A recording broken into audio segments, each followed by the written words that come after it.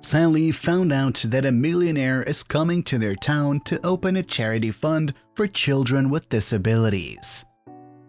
She thought it would be a great chance to finally break out of a provincial city to plunge into the luxurious life of a metropolis. Sally worked as a janitress right in the hotel where the millionaire was supposed to stay, and when she saw him, she was disappointed. He arrived not alone, but obviously with his wife. "That is okay. She is already old, and I am young and beautiful, and I can fight him off," Sally thought slyly, looking at the elite. That woman looked very tired and shabby, so Sally did not doubt her own abilities. However, Sally later found out that this woman was the millionaire's sister, not his wife, which made her task easier. The next day, she put on a beautiful dress and went to the very end of the opening ceremony of the charity fund. There she managed to meet Mr. Fletcher. She found out that the man was 50 years old and that he had come from New York. Sally pretended to be interested in listening to a rich old man, but in reality, she was bored to death. And she was also infuriated by the fact that he moved very hard and constantly complained of heart pain. Sally pretended to be worried and even tried to court him a little to get his attention.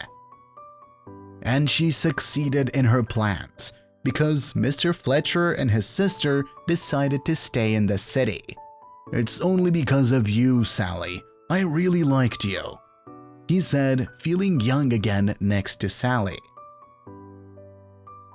But the girl was worried about the fact that he did not give her any gift. She was expecting to get jewelry or go to a restaurant with him.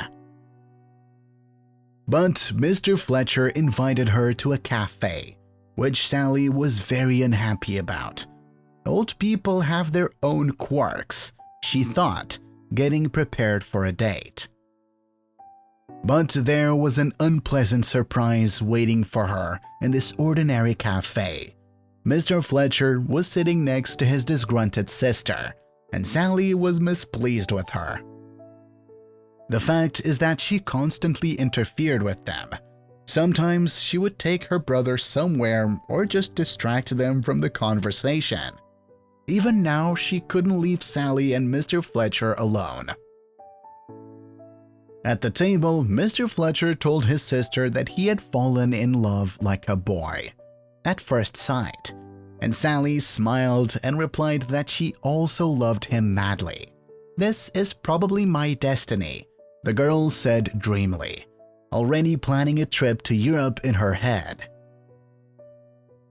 Mr. Fletcher really wanted Sally and his sister to become friends, and he tactfully retreated to the bathroom so they could talk to each other.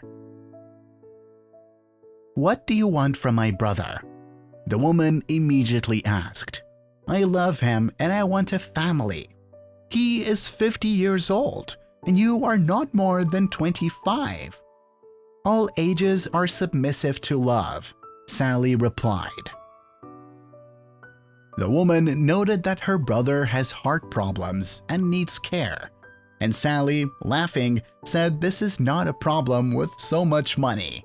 She is not going to spoil her appearance and youth for the sake of some kind of care when she can hire people for this.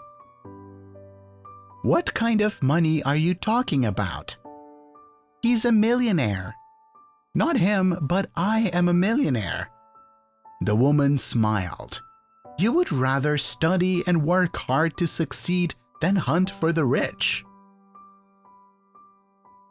Sally blushed with shame. She apologized to Mr. Fletcher and his sister and left, thinking she would always remember this life lesson. Only work and diligence will help a person to achieve success in carefree life, and the hunt for the wealth of others will bring only misfortune.